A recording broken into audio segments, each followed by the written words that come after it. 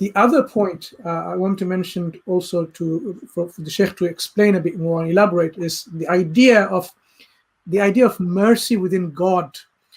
When you have a Trinitarian Godhead, there is, of course, the persons of Father, Son, and the Holy Spirit, right? So what's happening here in terms of the sin, who is sinned against? Number one question.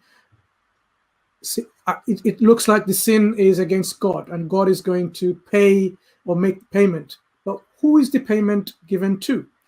That is one essential question that maybe you can help. Who is getting paid? Sheikh, please explain.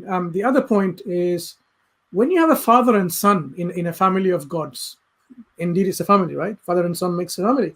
So in this God family of father and son, why didn't the father come down and kill himself or sacrifice himself? Isn't it more merciful and more loving to, kill yourself, sacrifice yourself, or commit suicide? I don't know, whatever they want to describe it as, this event, instead of sending your own son? Who on earth again would, if they had an option to either sacrifice your own life or your son's life, would send your son to be killed? Would you mind explaining this? I don't understand this psychology. Horrible.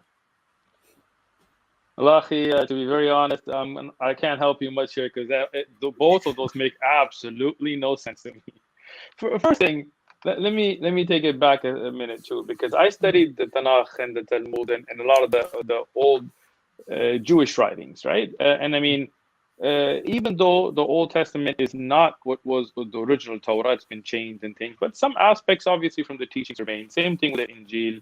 Obviously, what we have today as the New Testament is not the Injil that was revealed to Isa, but some aspects of those teachings. So you will find in the Old Testament, when they talked about blood sacrifice, and there's a video when this preacher came to my office here, the same office I'm in right now, and he started yelling and screaming and all of that.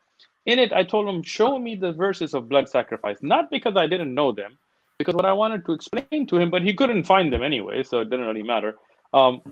Is in the Talmud and in the earlier writings in the Old Testament, when they would have sacrifices according to their mindset, right?